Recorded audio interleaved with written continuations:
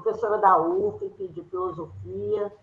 Eu tenho mestrado, tenho 2 especializações em filosofia, tenho mestrado e doutorado em filosofia. E estou há mais de 30 anos nesse ramo, trabalhando nesse ramo. Bem, então a nossa disciplina ela é intitulada Especialização, a Lógica dos Eixos Estruturantes e Itinerários Formativos da área de Ciências Humanas e Sociais Aplicadas, né? Então, antes de tudo, eu queria apresentar o plano de curso, que eu acho que é interessante a gente apresentar. Então, na apresentação, vocês têm acesso aí ao plano de curso. Na apresentação, eu coloco logo assim, que esse novo ensino médio, que já está caducando, porque a qualquer momento essa nova BNCC ela pode ser retirada, mas ainda está em vigor, então a gente deve considerá-la, porque ela ainda está em vigor. Esse novo ensino médio possibilita o aluno que ele optar para aquilo que é chamado de itinerários formativos. Vocês já devem ter ouvido falar muito nisso. Então, o que esses itinerários formativos eles vão formar? Eles vão formar aprendizagens específicas, né? Significando com isso a flexibilização no currículo. Então, a gente sabe que esses itinerários são oferecidos pelas escolas.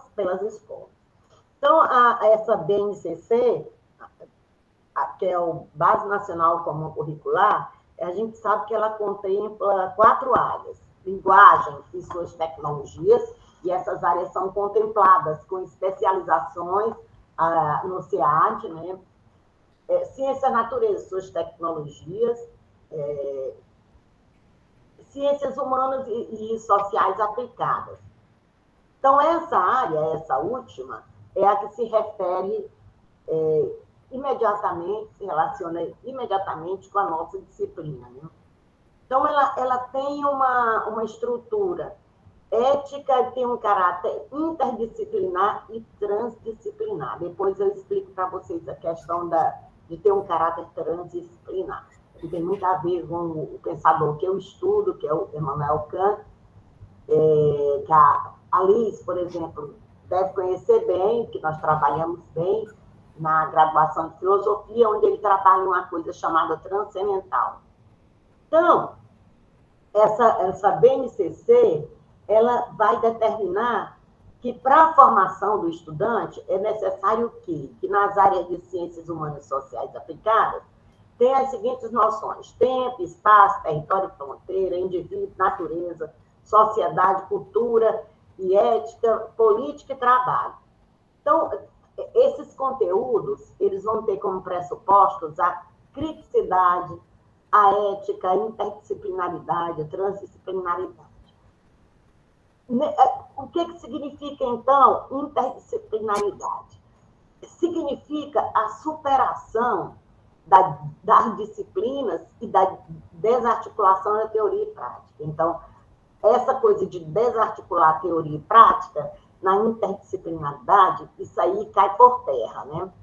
Então, essa interdisciplinaridade vai se referir à formação integral. A interdisciplinaridade é uma forma orgânica entre as várias disciplinas. Então, é um todo vivo, é um todo que se movimenta entre as várias disciplinas. A transdisciplinaridade é outra coisa. O prefixo trans, o que é que ele diz? Ele diz respeito àquilo que está ao mesmo tempo entre as disciplinas, através das diferentes disciplinas e além de qualquer disciplina. Então, o objetivo da transdisciplinaridade é a compreensão do mundo presente, para a qual um dos imperativos é a unidade do conhecimento. Então, a transdisciplinaridade é a busca do sentido da vida através da relação entre os vários saberes, quer dizer, ciências exatas, humanas e arte.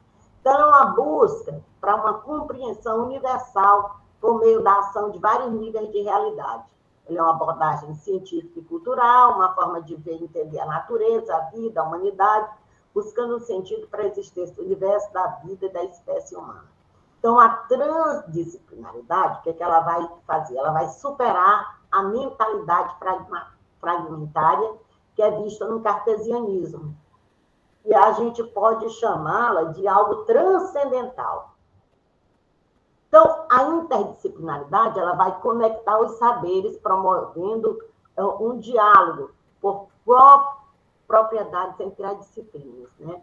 E a transdisciplinaridade é algo que está além de todas as disciplinas, mas ao mesmo tempo se relaciona a cada uma delas. Quanto ao slide, vocês têm o plano aí com vocês, é só acompanhar. Eu estou seguindo aqui o plano que eu disponibilizei para vocês, tá? Então, o nosso inventário, é porque eu estou vendo o plano com vocês. Primeiro o plano, para depois a gente entrar no assunto propriamente dito.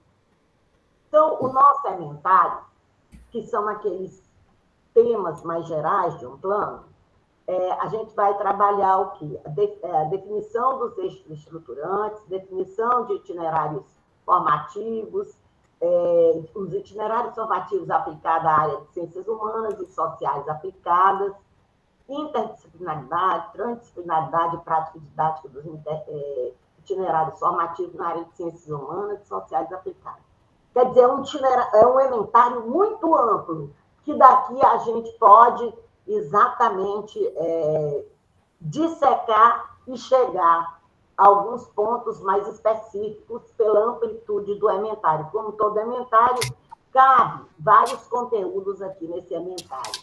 Então, nós temos os objetivos gerais, que é exatamente compreender sobre conteúdos pertinentes a itinerários formativos das ciências humanas e sociais. Temos outro objetivo geral, que é interpretar conceitos, temas, problemas e possíveis soluções nas diversas áreas de estudo que compõem as ciências humanas e sociais aplicadas.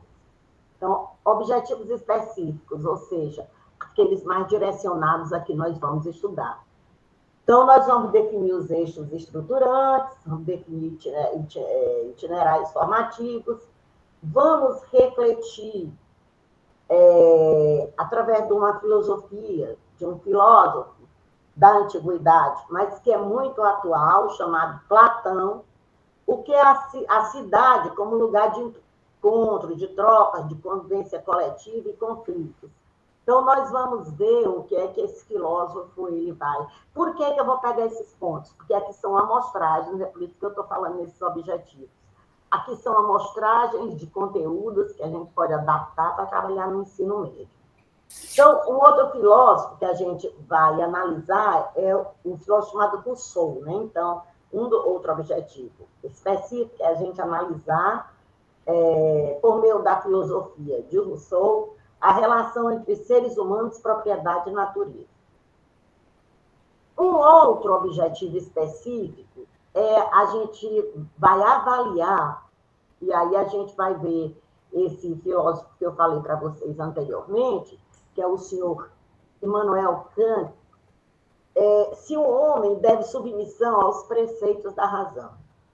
Um outro objetivo é identificar, aqui é um filósofo neomarxista, segundo a visão de Gramsci, a divisão acadêmica do trabalho intelectual. Ele é bem interessante, esse filósofo, ele vai falar em algumas coisas bem interessantes para a gente.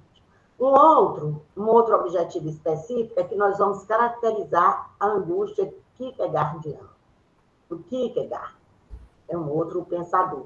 E o Dasein heideggeriano como motor para a busca do sentido da vida. Então, nós vamos trabalhar esses dois filósofos.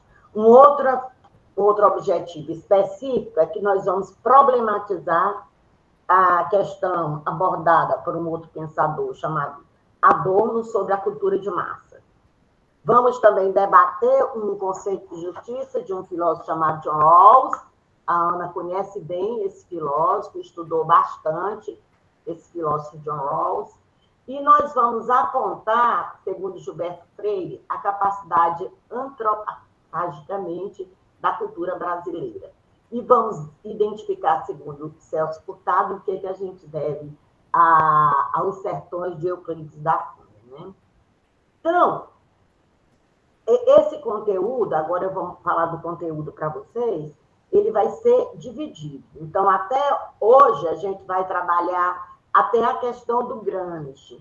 E na próxima aula a gente vai trabalhar os outros pontos. Então, o programa de conteúdo, a gente vai definir itinerários formativos, depois nós vamos ver a amostragem de temas referentes à transdisciplinaridade e à interdisciplinaridade nas ciências humanas e sociais aplicadas. Então, aqueles dois aspectos que a BNCC ela exige, é isso que a gente vai mostrar. Vai trabalhar com uma amostragem de pensadores que vocês podem adaptar e colocar tranquilamente no ensino médio. Por exemplo, a filosofia de Platão, referente à cidade como lugar de encontro e trocas, por aí vai. Essa filosofia de Platão que a gente vai entender enquanto polis mesmo. Essa filosofia de Platão, ela é bem interessante, dá inclusive para vocês, os meninos da graduação da EAD, tem uma história interessante que eles fizeram peças teatrais com essa filosofia de Platão, e rendeu muitos frutos. Teve uma turma que fez, inclusive, no mercado público. Lembra, David? Essa turma fez no mercado público, então utilizou essa filosofia de Platão no mercado público e rendeu bons frutos, né? Eles quer dizer, socializaram um conhecimento que, a priori, pode ser só levado em consideração por acadêmicos, e que a gente sabe que tem que levar a academia, a gente tem que levar o pensamento para fora dos muros da universidade, para fora dos muros dos colégios. A gente tem que transformar não o pensamento de determinado pensador em algo hermético, mas a gente tem que falar de uma forma simples para que qualquer pessoa, até mesmo uma criança, entenda. E assim a filosofia de Platão, ela é muito interessante para a gente fazer esse tipo de trabalho. Há uma outra, é a teoria do Rousseau, e um outro conteúdo, onde a gente vai apontar a relação entre os seres humanos, propriedade e natureza. Rousseau é um filósofo muito interessante, ele é considerado, inclusive, assim como o pai da ecologia. Ele trabalha uma teoria muito inovadora para a época dele. Ele vai trabalhar essa questão do homem e da ética de uma forma bem diferente do que a tradicional. Ele vai ser muito criticado, mas é muito interessante a gente ver isso aqui. Um outro conteúdo, a gente vai ver o tratamento dado pelo pensamento kantiano, ou seja, de Kant, a questão da razão. Aqui, na história do saber, no século XVIII, a gente tem toda uma ruptura. Quer dizer, há um saber antes do Kant e há uma forma de abordagem de saber do que é o conhecimento após o Kant. E é isso que a gente vai ver, qual foi essa inovação. E, por fim, nós vamos ver a visão de Gramsci sobre a divisão acadêmica do trabalho. Então, é o papel, mais ou menos, que ele vai dizer que o intelectual tem que ter. O intelectual tem que ser orgânico. Então, hoje, nós vamos trabalhar esse conteúdo, né? Próxima aula, a gente trabalha o outro. Então, vocês sabem que as nossas aulas vão ser 2 aulas, assim, ao vivo, né? Mas, se vocês tiverem algumas dúvidas, podem tirar comigo, ou com o professor David, ou com a professora Ana Paula. E nós temos as referências bibliográficas, eu passei vários textos, eles estão todos aqui na referência bibliográfica do plano. Então, vocês estão ricos em referência bibliográfica, né? Então, a referência bibliográfica os textos estão todos disponibilizados, todo o texto que eu falei aqui, a gente disponibilizou para vocês na plataforma. Eu sei que eu acho interessante esse tipo de... Eu sou apaixonada pelo ensino à distância. Por quê? Porque ele gera uma autonomia no aluno. Então, o aluno ele fica mais autônomo, ele faz o seu horário, ele estuda a hora que ele quer, eu acho bem mais interessante, muito interessante esse ensino à distância. Há críticas, né? de que ele separa, de que ele não faz o aluno ter essa coisa da política, da polis, das discussões, faz com que fique meio fragmentado. Mas, por outro lado, para quem trabalha, eu acho uma oportunidade ímpar, né? Tem gente de todo o Brasil aqui fazendo essa especialização, e eu acho isso uma oportunidade ímpar. Então, começando agora no conteúdo propriamente dito, a gente sabe que o currículo do ensino médio ele passou a ser composto por uma parte comum e a outra que vai variar conforme a opção dos estudantes, né? A parte comum, ela é denominada formação geral e propõe, isso não é novidade, mas para vocês, mas eu estou fazendo um apanhado que eu acho mais interessante para a gente chegar até no nosso ponto. Então, essa parte comum, ela é denominada de formação geral e propõe a aprendizagem das competências e habilidades definidas pela Base Nacional Comum Curricular. Já a outra parte, ela é chamada de itinerários formativos. O que é que compreende isso? Compreende um conjunto de unidades curriculares que os estudantes eles podem escolher a partir do seu interesse para aprofundar e ampliar a aprendizagem em uma ou mais áreas de conhecimento ou formação técnica e profissional. Eu vou me negar a fazer algumas críticas. Eu vou só comentar a parte técnica, mas eu não vou fazer algumas críticas. Embora eu tenha algumas críticas a fazer, mas eu acho melhor, o nosso tempo é muito curto. Então, os itinerários formativos da área de conhecimento, eles buscam ampliar e aprofundar as aprendizagens dos estudantes em linguagem, suas tecnologias, matemática, suas tecnologias, ciências da natureza, suas tecnologias, ou ciências humanas e sociais aplicadas. Então, o estudante também ele pode escolher itinerários voltados à sua formação técnica e profissional, ou cursar itinerários integrados que combinam diferentes opções, como duas ou mais áreas do conhecimento, ou delas com uma formação técnica e profissional. Então, os itinerários formativos têm como objetivo o quê? Consolidar a formação integral, promover a incorporação de valores universais, desenvolver habilidades que permitam aos estudantes ampliar sua visão do mundo, tomar decisões e agir com autonomia e responsabilidade. Então, a ideia ela é interessante. Para isso, o que é que ele busca desenvolver? Ele busca desenvolver habilidades gerais específicas. Essas habilidades elas são associadas a 4 eixos estruturantes: investigação científica, processos criativos, mediação e intervenção sociocultural e empreendedorismo. No caso da formação técnica e profissional, os itinerários trabalham habilidades associadas aos eixos estruturantes e unidades curriculares específicas que compõem o mundo de formação para o mundo do trabalho, além das habilidades básicas requeridas indistintamente pelo mundo do trabalho e as habilidades pelas distintas ocupações, conforme previsto no Catálogo Nacional de Cursos Técnicos e na Classificação Brasileira de Ocupações. O que é que acontece com isso aí? O que acontece é que no final do ensino médio, o que é que se espera com isso aí? Que os estudantes eles sejam capazes de realizar pesquisas científicas, criar obras, soluções ou inovações, intervir positivamente na realidade e empreender iniciativas pessoais, acadêmicas, produtivas ou cidadãs. Sempre em diálogo com as competências gerais indicadas pela BNCC, como finalidade de educação básica e direito de aprendizagem e desenvolvimento de todos os estudantes brasileiros. Então, o que é recomendado?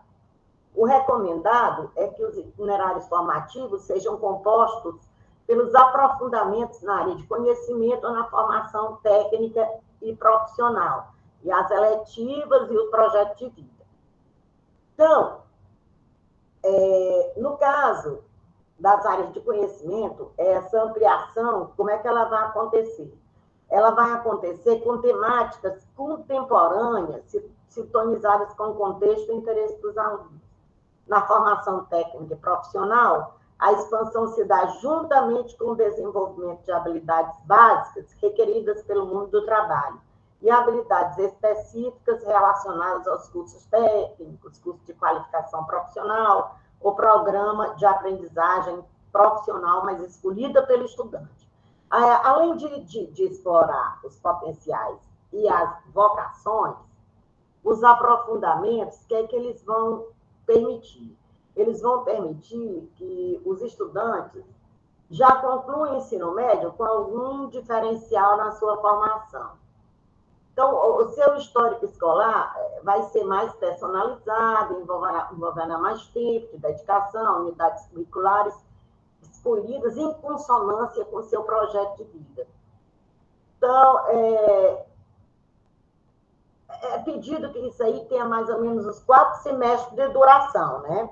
Para que isso ocorra de uma maneira satisfatória, tem que ter mais ou menos uns 4 semestres. Então,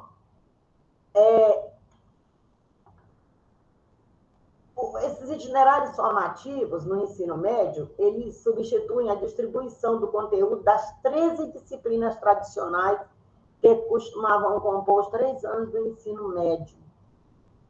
Eles têm o objetivo de aprofundar essas aprendizagens, consolidar a formação integral dos alunos, promover a incorporação de valores universais como a ética e desenvolver habilidades que permitem que os alunos tenham uma visão ampla do mundo e sejam capazes de tomar decisão dentro e fora das escolas. Então, esse é um grande objetivo.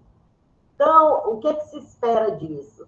Que os estudantes deem continuidade dos estudos, no melhor preparo para a atuação no trabalho. E também uma habilidade de resolver demandas na vida cotidiana e, principalmente, um exercício da cidadania.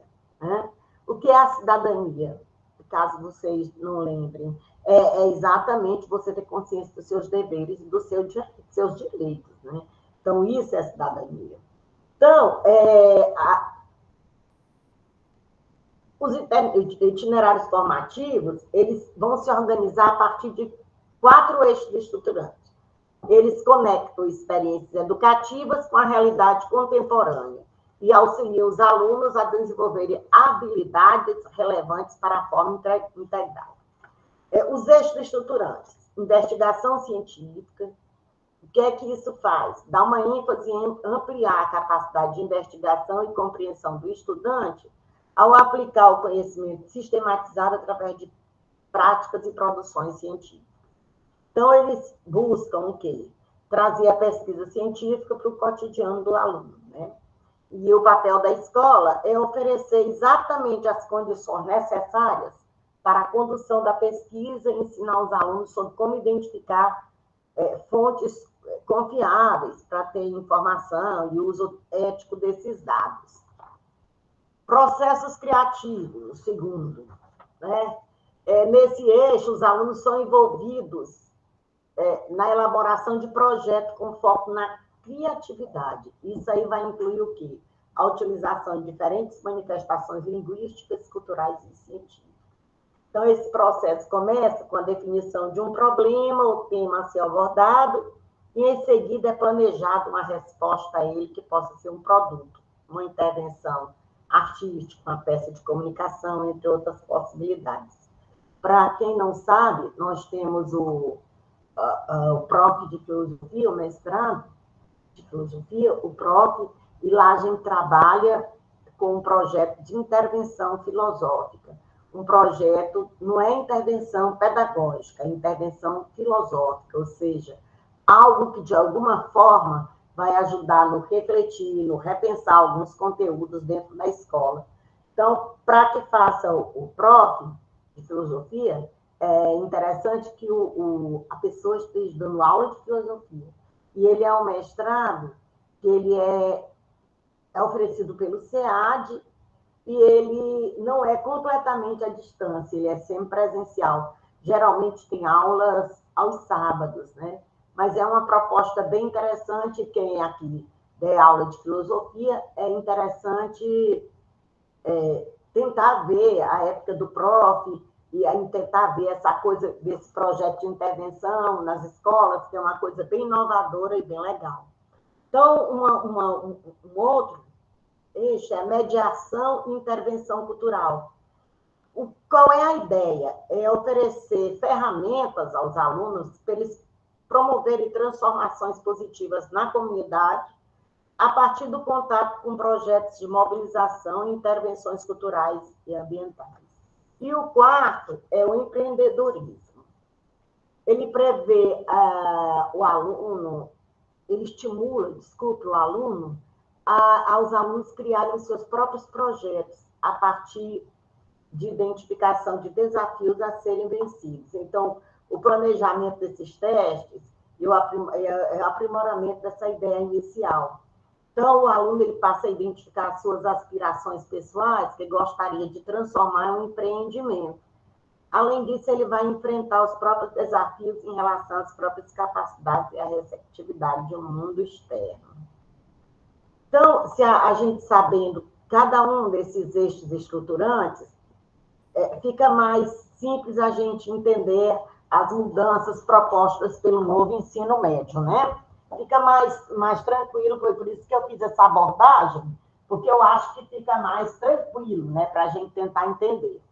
Então, o que é que eu pensei? Eu pensei em a gente pegar vários temas, uma amostragem, como eu disse lá na leitura do plano, para mostrar para vocês como a gente pode adaptar alguns temas, já que o novo ensino médio, ele pede essa coisa da transdisciplinaridade e interdisciplinaridade, pede essa questão ética, pede essa questão da cidadania, pede essa questão da criatividade.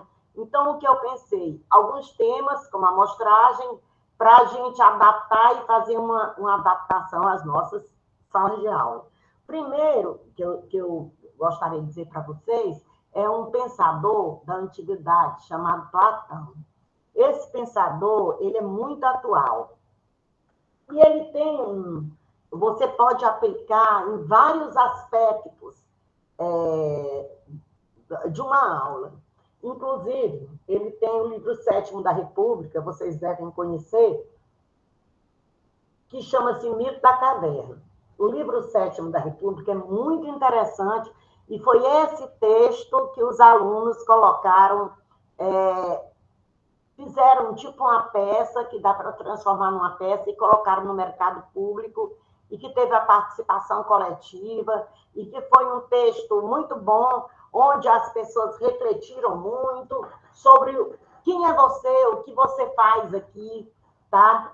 Que tipo de conhecimento você tem, se esse teu conhecimento realmente merece ser chamado de conhecimento. Então, ele é um texto que você pode abordar de várias formas. Então, o que significa o mito da caverna? Significa o seguinte, muita gente aqui deve conhecer, mas eu acho que é sempre uma oportunidade da gente analisar. Há sempre algo novo no mito. Então, o mito, ele imagina que tem prisioneiros dentro de uma cadeia. Esse é o livro 7º de um livro do Platão, chamado A República de Platão, onde o objetivo básico desse livro é exatamente procurar o que é justiça. Né? Mas só que esse livro, ele é uma bíblia, é um todo completo. Ele fala de formas de governo, de quem deve governar, como se deve governar, quais são as pessoas que têm prioridade para governar e por aí vai. Nesse livro, A República, tem esse livro 7º, chamado Mito da Caverna. Então, o Mito da Caverna diz o seguinte, olha, vamos imaginar que existiam prisioneiros dentro de uma caverna. Esses prisioneiros que estavam dentro da caverna, eles estavam amarrados, inclusive até o pescoço. Ó, deixa eu ligar aqui para mostrar para vocês. Peraí, ligou. Está dando um pane aqui. A câmera. Sim. Então, eles estavam todos amarrados, tá? Todos. E eles não podiam fazer isso, ó. Mover o pescoço. Por quê? Porque eles estavam, inclusive, com o pescoço amarrado. Então, eles estavam de costas para a entrada da caverna. Eles estavam de costas para a entrada da caverna. eles estavam de frente para as paredes da caverna. Então, o que é que eles conheciam? As pessoas passavam lá fora, carregando animais, tudo, eles só conheciam as imagens refletidas na parede da caverna. Tá? As pessoas falavam, o que é que eles achavam? Achavam que eram as sombras que estavam falando. Então, o que é que isso significa? Significa, do texto de Platão, que aquela caverna é o planeta Terra. E que aqui nós só conhecemos sombras. E que Platão chama de doxa. O que significa doxa? Opinião. E o que a gente deve conhecer, segundo Platão? A episteme. O que é episteme? Conhecimento verdadeiro. Hoje a gente sabe que esse negócio de verdade, aí é um outro ponto que se pode trabalhar também. A gente sabe que a verdade absoluta hoje, ela não existe, né? Porque as coisas mudam muito rápido, as coisas estão num devir histórico, tudo é história. O mundo é movimento. Hoje você tem uma visão em relação a algo, amanhã você pode refletir e mudar radicalmente a tua visão. Quer dizer, você não é aquela pessoa, não cabe mais no mundo, embora algumas pessoas cristalizem das coisas. Eu sou assim. Mas hoje a gente sabe que a maioria, você não pode dizer, eu sou assim. Você está assim. Porque o mundo muda muito, nós estamos numa história, a todo momento as normas mudam, as condutas mudam, tudo muda. Você vê a postura de algumas pessoas há 10 anos atrás, de uma sociedade, você vê a postura, você vê hoje, é uma coisa totalmente diferente. Então, a gente sabe que a verdade mesmo, absoluta, ela não existe. Né? Mas o que Platão pedia? Para a gente sair da opinião, ou seja, do achismo, e a gente encontrar aquilo que ele chama de episteme, que é o conhecimento verdadeiro. Para ele, a maioria das pessoas que vivem, a maioria que vive no planeta Terra, vive numa condição de doxa. O que é isso? Opinião, achismo. Porque é isso, porque eu acho isso. Porque é aquilo que eu acho. Tem uma fundamentação. Eu reclamo muito com meus alunos e do mestrado, eles colocam, eu acho, não sei o que, não sei o que. Sim, uma dissertação do mestrado é um texto científico. Então, as suas preferências pessoais você diz de outra forma, fundamentado numa teoria. Mas vamos lá. Então, o Platão, ele buscava exatamente o quê? A episteme, o conhecimento verdadeiro. Ele buscava, ele pedia e dizia que nós, do planeta Terra, a gente só tinha o quê? Doxa, opinião. E que a gente devia buscar o conhecimento verdadeiro, a epistemologia. Então, para isso, nós deveríamos sair da caverna. Ou seja, nós deveríamos quebrar essas amarras da superfície, da análise superficial das coisas, e deveríamos buscar o saber. Através de onde? Do próprio intelecto. Então, a razão fazendo um trabalho com ela mesma, o intelecto fazendo um trabalho com ele mesmo, é a partir disso aí que a gente consegue se aproximar cada vez mais da episteme, do conhecimento verdadeiro. Então, o que Platão diz lá no mito da caverna? Um prisioneiro, ele conseguiu escapar e sair. Ele foi saindo abruptamente. O que aconteceu com ele? Cegou. A luz do sol, se você vai com muito vigor, está no escuro e vai com muito vigor através da luz do sol, você cega. Ela te deixa sem visão nenhuma. Quer ver? Apague uma luz e acenda. Passe um tempinho, você fica meio assim tateante. Então, essa luz do sol, ela cega. O processo da procura do saber e da episteme, tem que ser um processo paulatino, sistemático. Tem que ser algo lento. Você não pode conseguir isso da noite para o dia. Então, o que é que acontece? Platão vai chamar a luz do sol da sabedoria. Ele vai fazer uma analogia com a luz do sol e a sabedoria. Então, um prisioneiro sai, pega, volta. Sai novamente, lentamente, vai adaptando o olhar dele às coisas de fora da caverna. Então, ele reflete primeiro a imagem dele, e olha, isso é muito simbólico, ele reflete primeiro sobre a imagem dele no lago, ele olha, de repente ele vai se conhecendo, sabendo quem ele é, sabendo das suas imperfeições, sabendo das suas virtudes, sabendo de tudo, e daí, aos poucos, ele vai levantando, erguendo a visão até atingir a luz do sol. A luz do sol significa a sabedoria. Então, ele vai até atingir a sabedoria. Quando ele atinge a sabedoria, aí sim, ele alcançou a epistemia. Então, a luz do sol é um paralelo, é uma analogia que Platão faz com o saber. E as ideias, aí Platão diz, lá nesse mundo, que não é o nosso da doxa, estão os verdadeiros arquétipos, os verdadeiros modelos das coisas. Onde a ideia principal, onde o ramo principal, que está lá em cima, é exatamente a ideia do bem. A ideia do bem, ela é que vai fazer com que todas as outras ideias caminhem de uma forma satisfatória. Se não tiver a ideia do bem, isso aí a gente vê muito na academia. As pessoas começam a estudar, começam a ter algum conhecimento, e elas acham que elas são superiores às outras.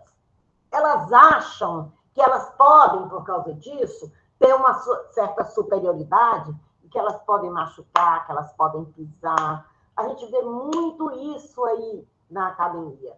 Eles esquecem do grande ensinamento de Platão, onde a ideia maior da sabedoria é a ideia do bem. A partir da ideia do bem que está lá no fundo, as outras são banhadas, e aí você pode dizer, então eu sou sábio, porque eu encontrei a ideia do bem.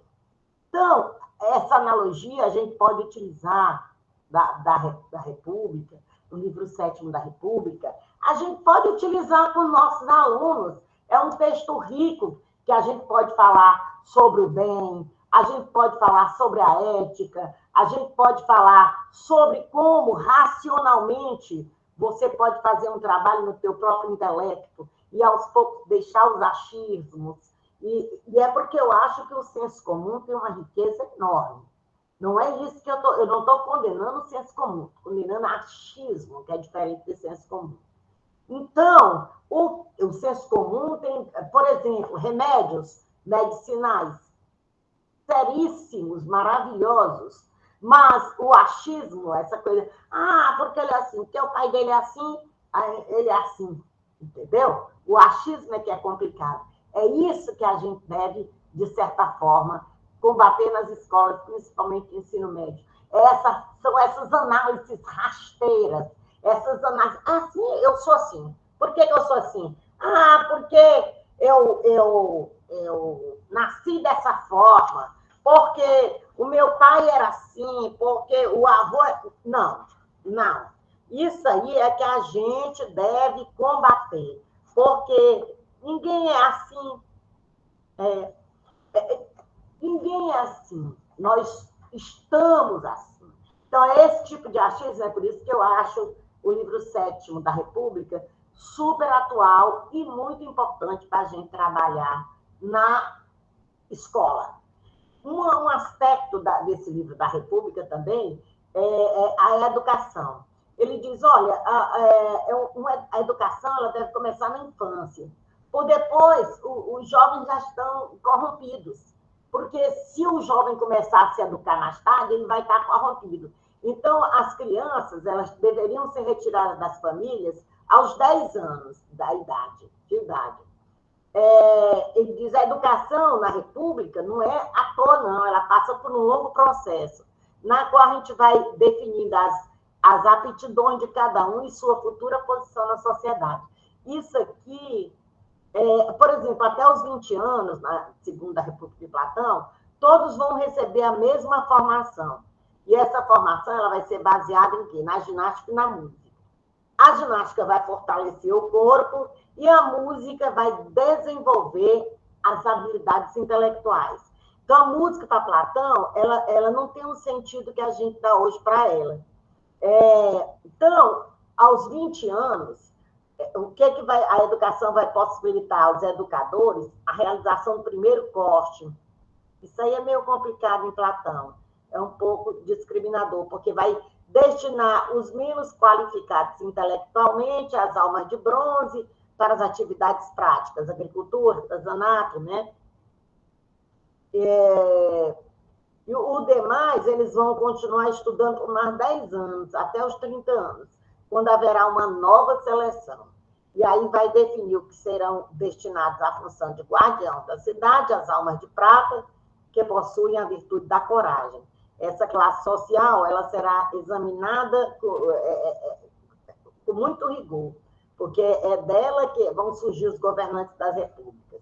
Então, os mais notáveis, os mais excepcionais, os que vão demonstrar maior aptidão intelectual, são as almas de ouro, que, no caso, são os filósofos, né? A alma de ouro é considerada os filósofos.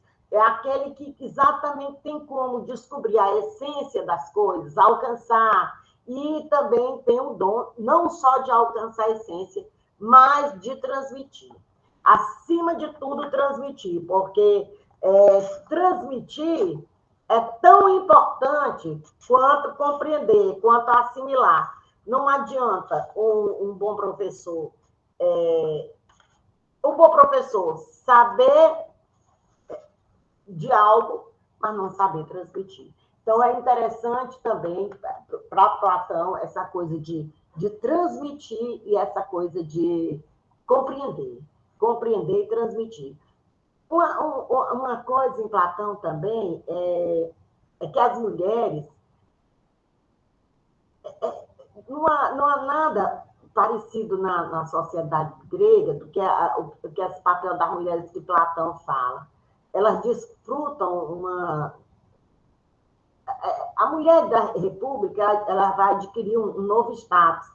Não há administração de cidade nenhuma, ocupação própria da mulher enquanto mulher, nem do homem enquanto homem, mas as qualidades naturais elas serão distribuídas de modo semelhante em ambos os seres.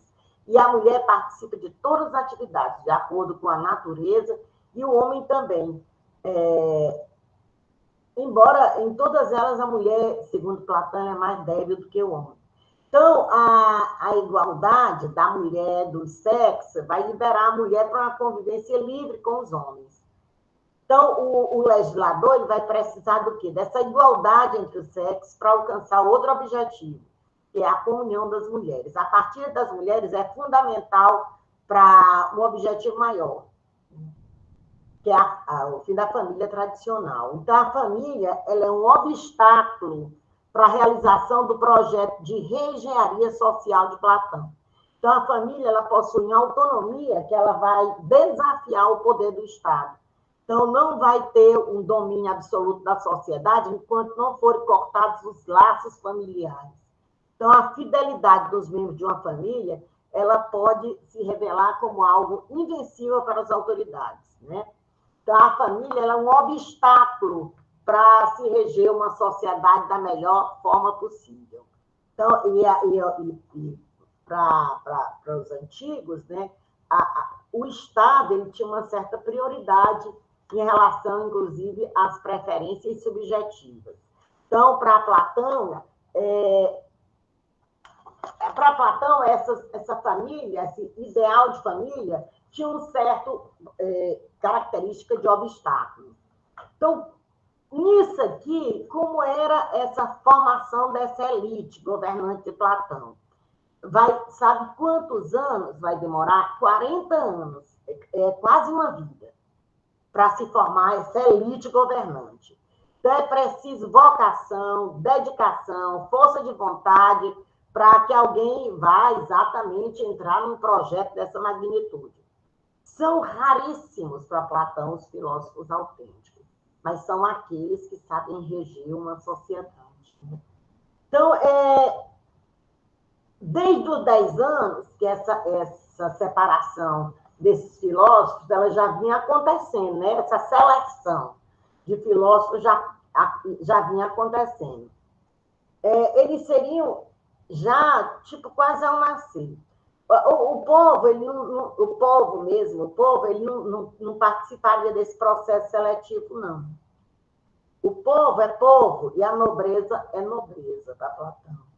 Então, Platão ele prefere não contar com a sorte das exceções. Então, os talentos existem e é preciso garimpá-los, lapidá-los até que ele brilhe. Então, o projeto político do Platão ele vai almejar outra façanha, salvar os jovens antes que eles se corrompam pela sociedade. Então, ele lembra muito Rousseau nesse sentido que ele vai dizer que os homens nascem bons. Quem vai corromper os homens é a sociedade. Então, esses homens, depois de 20 anos sendo educados, já é possível identificar os que possuem talentos inatos para a filosofia, e aqui a gente tem exatamente a pessoa que realmente vai chegar naquele lugar que eu falei para vocês, do mito da caverna, e vai vislumbrar, e vai ver a luz do sol. E esses homens, aos 30 anos, eles já podem ser iniciados no exercício da própria filosofia. Ou seja, no exercício da reflexão, de pensar as coisas que já existem. No exercício exatamente de uma oratória, mas não de uma vã oratória, de uma oratória que busca a verdade, que busca o saber, que busca o conhecimento, né? Então, o filósofo autêntico, segundo Platão, eles foram selecionados exatamente para essa tarefa da reflexão. Eles passam por um aperfeiçoamento antes dele assumir o cargo da República. Então, porque não basta ter talento, é preciso que demonstre que são capazes de persistência e de amor pelo conhecimento. Então, para o filósofo, para o sábio, não basta ele ter talento, é preciso que ele mostre que tem o amor ao conhecimento. A gente da filosofia é muito assim. Quem realmente estuda filosofia mostra muito esse amor que tem pelo saber, esse amor que tem pelo conhecimento. Esse conhecimento, nós passamos horas a fio nos deleitando em conversar sobre filosofia, em estudar sobre filosofia. É muito essa coisa grega e platônica, do amor pelo saber. Então, mais de 20 anos, esse filósofo ele vai ter que o aspirante, né, a filósofa, vai ter que estudar para ver concluído a sua formação. Então, quando ele atinge esse patamar, ele é capaz de quê? De enxergar aquela luz do sol, aquela sabedoria, a essência das coisas que está no mundo das ideias. Então, quando ele chega no mundo das ideias, ele vai aprender o que é o ser, o que é o bem, o que é a justiça, ou seja, o que é o ser. Aquilo que a coisa realmente é e não muda. Então, vai aprender o que é o bem, vai aprender o que é a justiça. Então, nesse nível de evolução intelectual, o filósofo não se importa mais com aquilo que constitui os interesses dos mortais comuns, como riqueza, poder, vaidade, prazer do corpo, beleza, a força física e tudo mais que apresenta como... E também aquelas coisas que corrompem o caráter, como a covardia, a cólera, a desmedida. A desmedida é uma coisa também muito criticada por Platão. A híbris, né? A desmedida. Essa coisa de você não encontrar a justa medida para as coisas, tá? Então, esse filósofo, ele está muito mais apto a conhecer uma realidade interior do que exatamente essa realidade do mundo afora, onde ela traz forças do mal, onde ela corrompe as pessoas e tudo. Então, eu acho interessante a gente mostrar isso para os nossos alunos. Mostrar para os nossos alunos que existem exatamente pensadores, formas de pensar, que vão exatamente enaltecer essa coisa da maturidade intelectual, dessa coisa de busca na própria intelectualidade, dessa coisa de você ir fazendo esse trabalho intelectual para chegar a exatamente a um ponto que você diz assim, eu exatamente cheguei a entender um pouco mais as coisas. A gente nunca chega, a gente sabe que a gente nunca chega a entender as coisas completamente, mas analisar de uma forma diferentemente, sem ser tão superficial, a gente consegue, né? Eu vejo que a filosofia ela ajuda muito isso, ela ajuda muito a gente a conseguir sair um pouco da superficialidade. Como a história também ajuda, como as humanas, né, como um todo, elas ajudam a gente a sair um pouco mais da superficialidade. Então, como eu disse para vocês, muito parecido com Platão, a gente vê também um outro filósofo chamado Rousseau, né? Esse é um filósofo mais na Idade Moderna. Platão é mais da Idade Antiga. Então, o Rousseau, ele é muito interessante, é um filósofo muito interessante também. E vocês é um outro que vocês podem explorar bem, é o senhor Rousseau. Por quê? Rousseau ele vai propor um outro tipo de sociedade. Ele tem dois textos que são bem interessantes. Um é complementação do outro. Há controvérsias, mas a leitura dos comentadores que fazem Rousseau dizem que um é complementação do outro. Gente, só um instantinho, eu tomar um pouquinho de água, tá? Porque eu falo muito. Então, o que diz Rousseau? No livro que ele chama Livro sobre Desigualdade entre os Homens. É bem interessante você ler esse livro. A leitura é maravilhosa. O Rousseau é apaixonante. Eu sou muito suspeita em falar porque eu sou apaixonada por Rousseau. Mas ele é apaixonante. É um outro tema que vocês poderiam trabalhar tranquilamente com os alunos de vocês. Inclusive, não só no ensino médio, como no ensino superior também. Ele é muito fecundo, a teoria dele é muito fecunda. Então, ele vai... tem dois livros de Rousseau que são básicos assim, para a gente tentar entender a evolução do pensamento Rousseau. A desigualdade entre os homens, né? Discurso sobre a desigualdade. Então, e o outro é o do contrato social. Na desigualdade entre os homens, Rousseau ele prepara o terreno. Ele coloca um problema. No do contrato social, ele dá resposta para o problema. Ele coloca a resposta. Então, o grande problema de Rousseau também é saber o que tipo de sociedade eu posso chamar de justa. E esse é um tema muito bom, que abrange a ética, abrange a cidadania. É um tema muito bom para a gente utilizar, porque vai abranger isso tudo aí. Então, no discurso sobre desigualdade entre os homens, que é onde Rousseau coloca o problema, Rousseau diz, olha, vamos imaginar, vamos supor que tenha existido um dia homens que são inteiramente bons. Porque Rousseau acredita que a natureza humana ela é boa.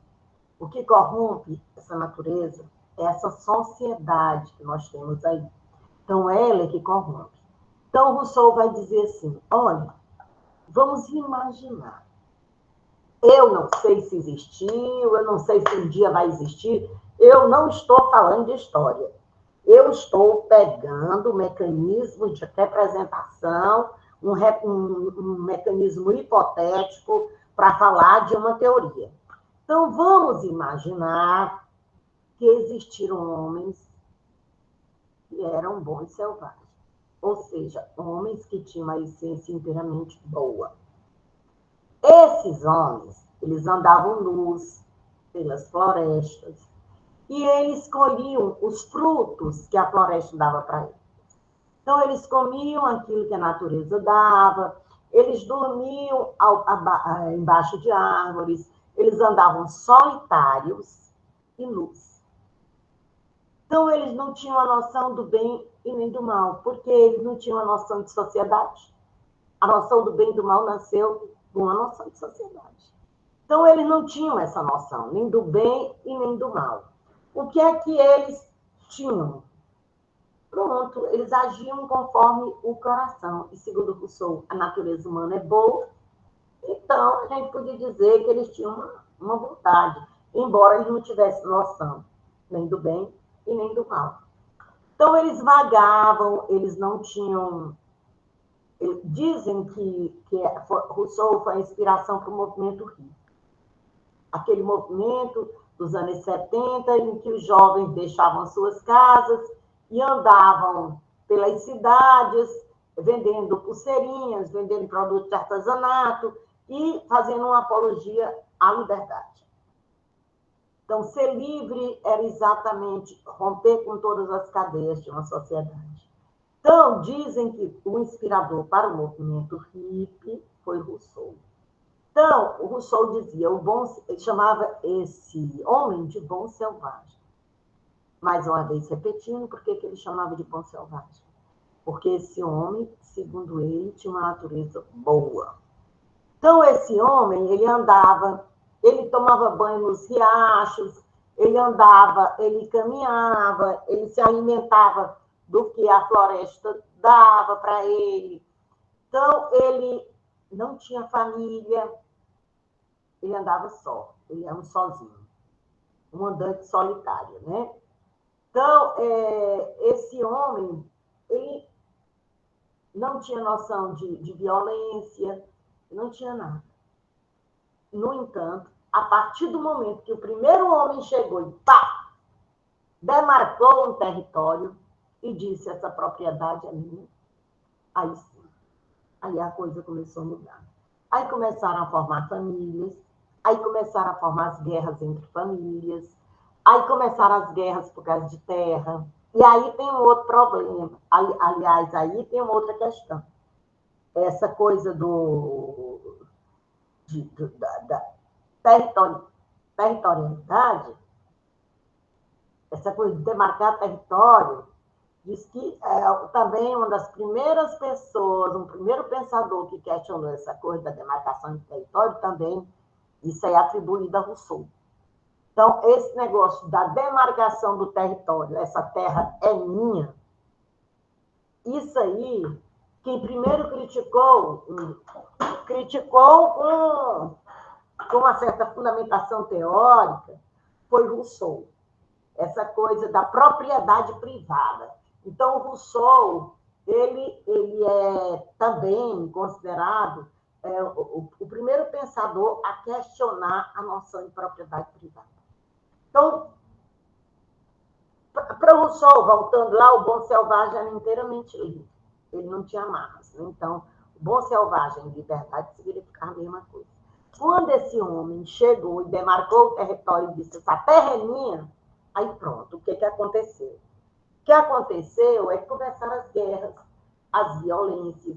O homem começou a usar instrumentos, ou seja, o bom selvagem ele subia numa árvore, colhia a fruta e comia. Esse homem começou a se juntar com outros homens, ele começou a criar instrumentos para tirar a fruta. Então, ele começou a criar remédios. Então, esse homem, o bom selvagem, que era uma pessoa forte, saudável, ele começou a adoecer por causa dos remédios. E ele começou a ficar frágil por causa de quê? Por causa da facilidade que encontrou nos instrumentos de retirar as frutas, as coisas. Então, esse bom selvagem, ele foi desaparecendo depois do nascimento das famílias. As famílias também, uma pessoa queria ter mais território do que a outra família, uma pessoa queria... Aí o egoísmo, veio o egoísmo. determinadas não virtudes começaram a aparecer a partir do momento que o bom selvagem deixou de ser sozinho e passou a viver em família. Então, algumas coisas começaram a acontecer. E aí, essa sociedade, no discurso sobre a desigualdade entre os homens, essa sociedade que a gente conhece, por que é uma sociedade carcomida? Por que é uma sociedade doente? Por que é uma sociedade cheia de problemas? Por que é uma sociedade onde as pessoas, na realidade, elas não convivem com, mas a maioria convive contra, e aí a gente vê muito isso. Porque essa sociedade ela é baseada na noção de propriedade privada. Então, Rousseau considera, e olha, Rousseau deixa isso bem claro, ele considera essa sociedade, os homens que compõem a sociedade, como pessoas doentes, e uma sociedade doente, uma sociedade carcomida, quer dizer, uma sociedade que ela está destinada ao fracasso, ela está destinada à morte, ela está destinada a guerras, ela está destinada ao conflito, ela está destinada ao egoísmo. Por quê? Tudo por causa dessa coisa da propriedade privada. A partir do momento que o homem demarcou um território e disse, isso é meu, todas as outras não virtudes começaram a aparecer. E todo o outro tipo de violência também. E todo tipo de egoísmo, e por aí vai. Bem, mas Rousseau, ele não só detectou isso. Ele colocou o problema no discurso sobre a desigualdade entre os homens, e não só colocou o problema, como ele apontou uma solução em seu outro livro, que é chamado Do Contrato Social. Esse livro é uma continuação do discurso sobre a desigualdade entre os homens. No discurso sobre a desigualdade entre os homens, Rousseau acredita no ser humano. Rousseau acha que o homem tem uma natureza boa, é essencialmente bom. O que corrompe esse homem é a sociedade carcomida que tem como base a propriedade privada. Então, o que é que o Rousseau pensa? Ele pensa num novo tipo de sociedade, onde exatamente essa sociedade ela não vai se basear na propriedade privada, mas ela vai ter como estrutura outra coisa. Qual é a outra coisa? Ela vai ter como estrutura um sentimento. E que sentimento é esse? Sentimento moral. Então, Rousseau vai dizer, olha, vamos construir uma sociedade, vamos imaginar uma sociedade em que a razão, não é essa razão abstrata, essa razão totalmente equivocada, essa razão grega. Vamos pensar numa razão como sentimento.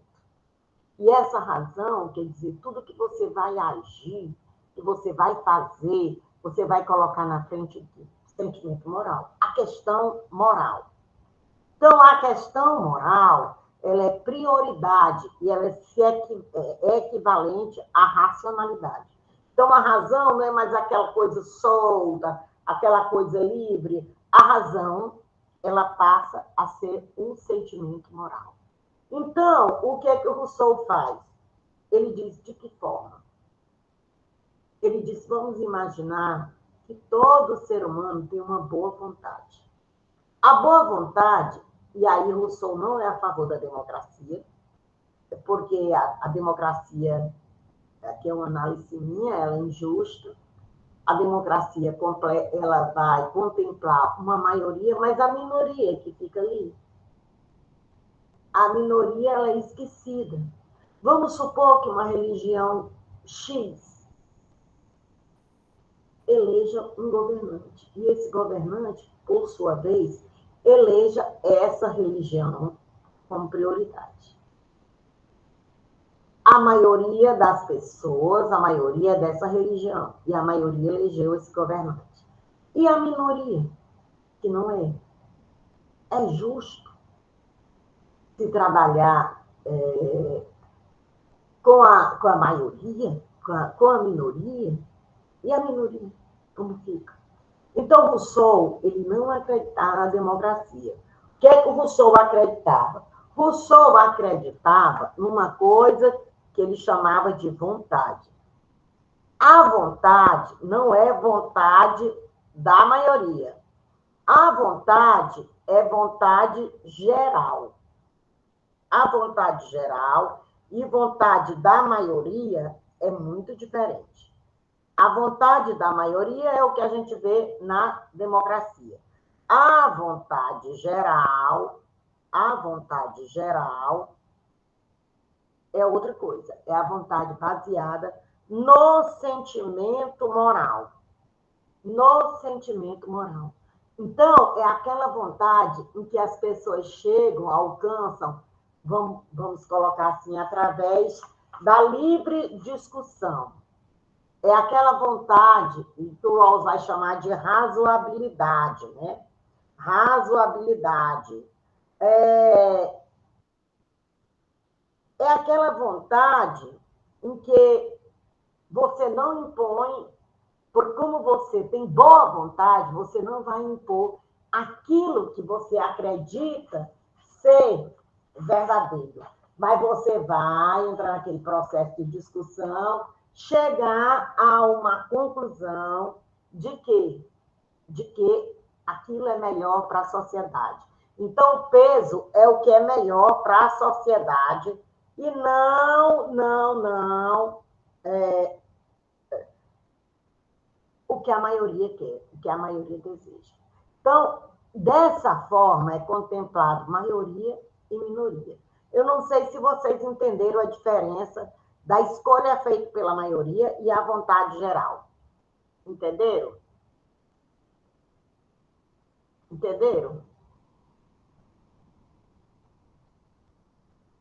Pois é, então, a democracia, nesse sentido, ela não seria algo que Rousseau acreditaria ser a melhor forma de governo. Mas essa vontade geral, onde essa vontade geral não era a maioria, era uma vontade baseada na boa vontade, onde as pessoas iam discutir o que era melhor, não para si, mas para a sociedade. É esse tipo de coisa que essa sociedade nova, ela estava exatamente cortando com ela cortava exatamente com essa cor da sociedade baseada na propriedade privada e fazia inaugurar um novo tipo de sociedade que era baseado na vontade geral. Tá? Então, Rousseau, dessa forma, ele inaugura essa nova ideia de racionalidade, essa nova ideia de ética, essa nova ideia de sociedade, denunciando a sociedade vigente e colocando uma resposta para exatamente esse problema da sociedade tão carcomida, segundo ele, com tanto problema. Bem, apaixonado pelo Rousseau, no século XVIII, vem o senhor Kant. O senhor Kant vai dizer assim, olha, Rousseau é o Newton, é um Isaac Newton da moral. Assim como Isaac Newton trabalhou, deu uma saída, mostrou um exemplo daquilo que era um conhecimento, Rousseau mostrou uma saída para aquilo que é ética. Então, deu exatamente uma aplicabilidade correta para a ética. Então, esse senhor Kant, ele vai falar na razão, ele vai trabalhar muito com a razão, mas uma razão no sentido teórico e no sentido prático. No sentido teórico, é a razão do conhecimento, né? Que é como se chega a verdades. As duas trabalham com verdades absolutas, verdades que não se pode refutar. A razão teórica vai trabalhar com o conhecimento, mais precisamente com a física e com a matemática. Uma matemática chamada euclidiana e a física chamada newtoniana, onde Kant vai dizer, olha, eles conseguiram chegar à verdade universal. Então, o conhecimento é aquilo que se aplica, que tem uma relação com a experiência. Aí vem o caráter transcendental. Ele não é o conhecimento e nem é a teoria, mas a gente podia dizer que era algo que passava pela teoria e pela prática, né? Isso seria o transcendental, seria algo que se relacionava tanto à teoria e à prática, mas não era teoria nem prática ao mesmo tempo. Então, disse, olha, quem conseguiu chegar a isso foi exatamente a matemática, inicialmente a matemática e a física, Kant pegou como exemplo. Por quê? Porque elas conseguiram chegar àquilo que Kant chama de conhecimento universal e necessário. Então, mas de que forma? Sabendo que a razão no conhecimento teórico, ela necessita da experiência, e no conhecimento prático, que ela é relacionada à ética, a razão é inteiramente livre para se dar as suas próprias leis. Então, no conhecimento teórico, a razão ela vai buscar, para ser chamada de conhecimento, ela vai buscar os seus dados múltiplos na experiência. Então, ela conecta os dados da experiência, ela sistematiza todos e ela chega a uma conclusão. Bem, isso aí ela joga de novo na experiência, é tipo um bumerangue, ela pega os dados múltiplos, você organiza na sua cabeça e você joga novamente para a experiência. Então, essa experiência, ela tem um papel também não fundamental, porque na realidade é a razão que vai trabalhar os dados que põe que ela encontra na experiência, mas ela tem um papel, ao nível de conhecimento, um papel também relevante. Não se pode colocar também tanto no segundo plano a experiência e no primeiro plano a razão.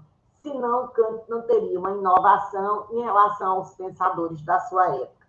A inovação de Kant é exatamente essa coisa de dizer, para que aconteça conhecimento, eu tenho que buscar os dados na experiência, conectá-los na razão e jogar de novo na experiência. Então, para que tenha conhecimento, é preciso isso.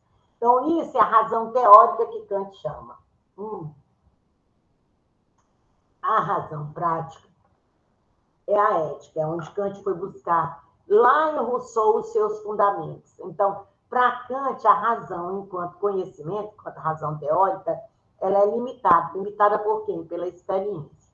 No entanto, enquanto razão prática, enquanto ética, ela é inteiramente livre. Inclusive, é o homem que se dá as suas próprias leis. E esse homem se dá as suas próprias leis através de quê? De uma forma autônoma. Então, as leis éticas, elas não me vêm através de nenhum dado empírico. Vamos lembrar que o que vem através do dado empírico é a razão teórica. A razão prática é inteiramente livre, é autônoma e tem vontade. Ou seja, vontade de quê? De fazer as suas próprias leis. Então, aí Kant chama essa razão de inteiramente livre, autônoma. Ela não é heterônoma, ou seja, diferente do conhecimento teórico, da razão teórica, ela não vai buscar os dados da experiência, mas a ética, a razão cria as suas próprias leis éticas. Então, não vai buscar, não é porque uma comunidade é assim que vai ter leis éticas assim, ela não vai buscar na comunidade, muito pelo contrário, é a razão que vai reger essa comunidade através das suas leis. Logo, essa razão, ela é autônoma e não heterônoma. Ela vai regir as suas próprias leis. No entanto, o ser humano é um ser humano que ele tem influências do quê? Da nossa parte sensível. Ou seja, das nossas paixões, das nossas preferências, tá? Então, ele tende a puxar um pouco a brasa para a sua sardinha, como diz aquele dito popular. Então, você tem as suas qualidades subjetivas. E se for assim, você não terá uma lei ética, segundo Kant. Porque vocês lembram que a razão prática ela é autônoma e não heterônoma? Se fosse heterônoma, você poderia colocar as coisas subjetivas suas, mas não. Então, o que Kant diz, né?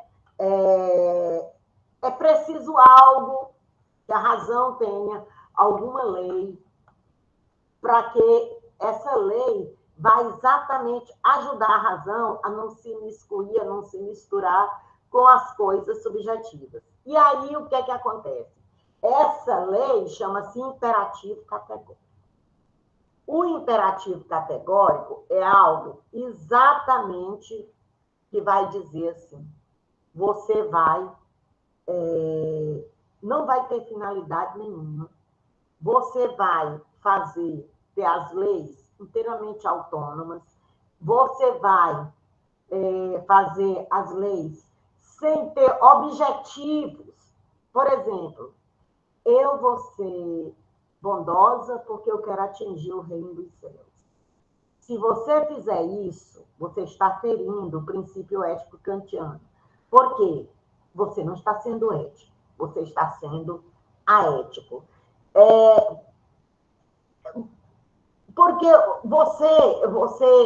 se você fizer algo pensando na finalidade, você vai agir de uma forma heterônoma e não autônoma.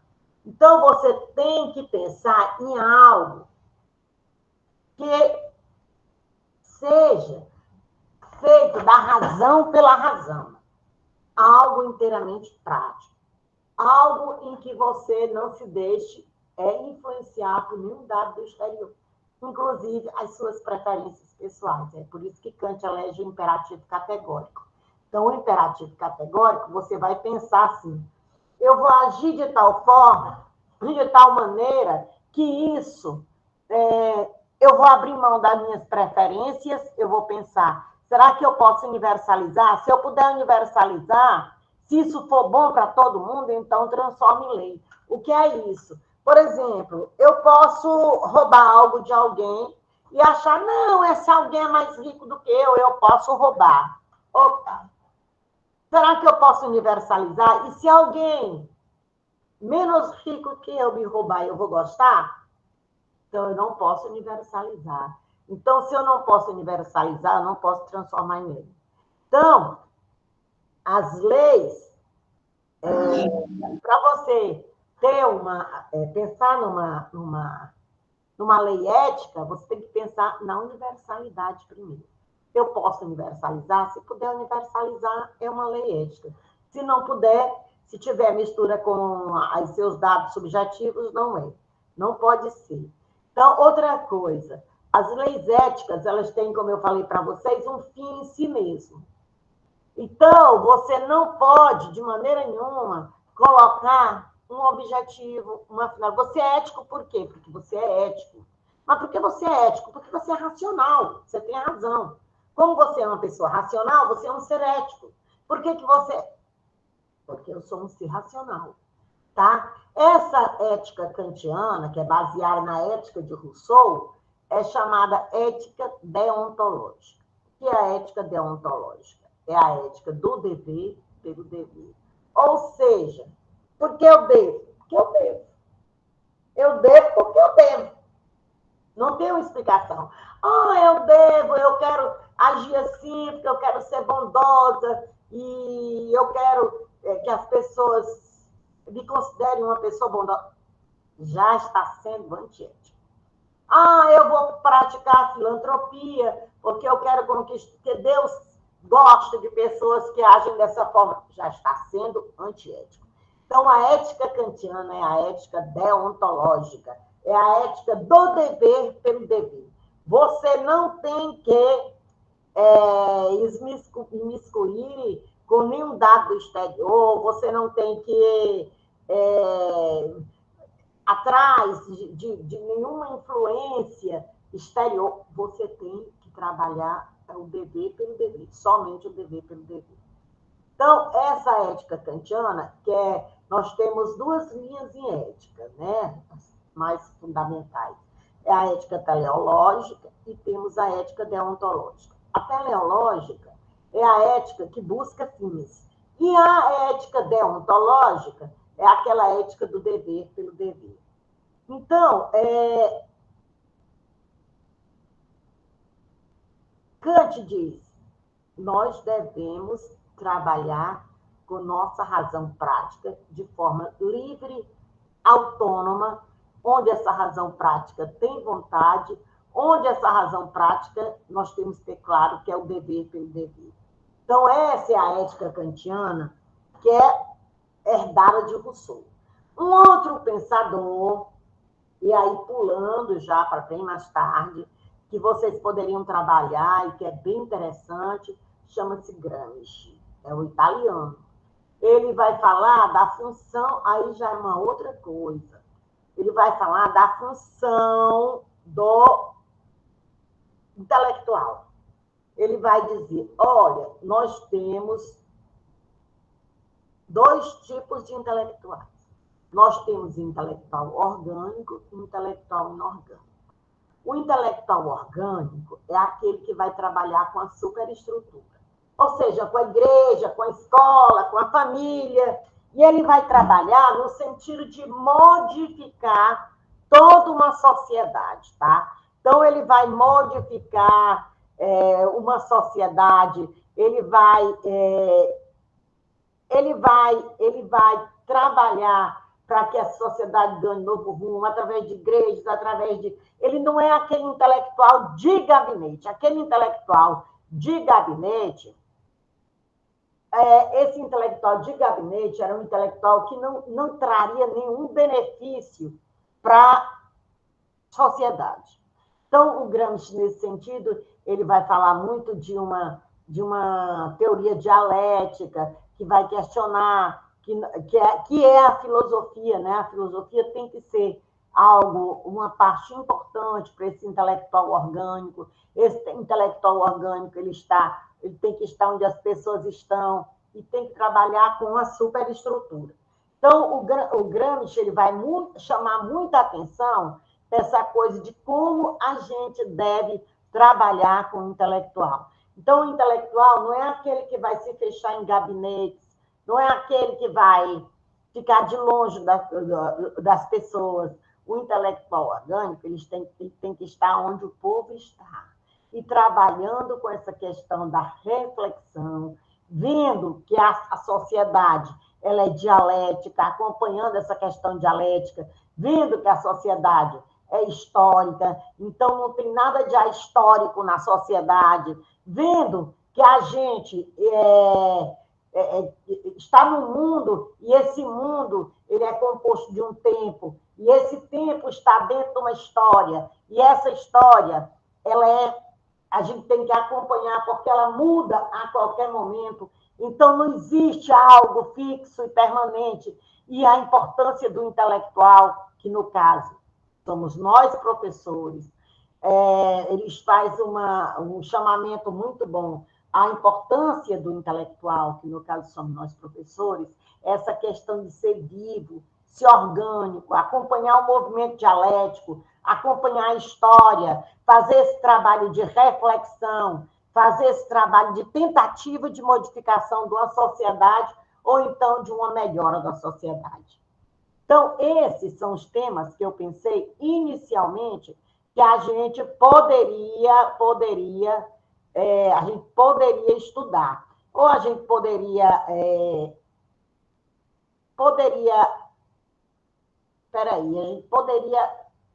aperfeiçoar, o termo é esse, aperfeiçoar para os nossos alunos. Então, é claro que a gente, no ensino médio, se a gente entregar o menino que está iniciando o estudo, a reflexão, entregar um texto de Platão, vai ficar uma coisa muito enjoativa. Mas se a gente explicar antes, fizer toda aquela explicação, Rousseau, e a gente tentar adaptar os textos, os meninos do PROF, eles estão fazendo esse trabalho nas escolas de ensino médio, e eles estão tendo um ótimo retorno, muito bom retorno eles estão tendo nas escolas de ensino médio. Essa coisa de adaptar os textos, colocar em discussão textos clássicos, tá?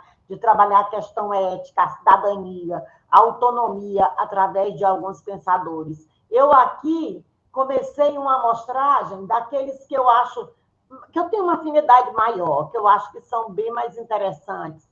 mas tem uma infinidade de textos, de pessoas que vocês podem trabalhar e que é legal se fazer essa adaptação com os alunos. Obrigada pela aula, tá? Agradeço a atenção de vocês, tá bom, professor David? Boa noite. Boa noite, Honora.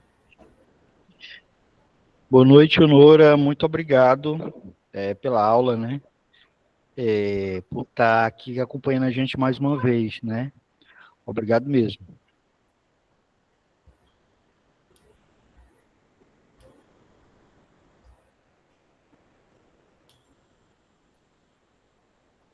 Professor David, eu vou só responder uma pergunta de uma pessoa que fez aqui sobre a democracia em Platão. Quer dizer, na opinião do Platão, a democracia, né, o governo do povo, era um processo para decidir o que fazer, isso aí não era muito positivo, não. Por exemplo, até votar em um líder parecia muito arriscado. Por quê? Porque os eleitores eles poderiam ser influenciados por características irrelevantes, né? Como a aparência. Então, o povo não percebia as verdadeiras qualificações para se governar. Então, essa coisa da democracia para Platão também era uma coisa muito falha. Era uma pessoa que perguntou aí, e eu estou respondendo, tá? Ok. Ok, Honora. Vou pegar uma água rapidinho. Volto já.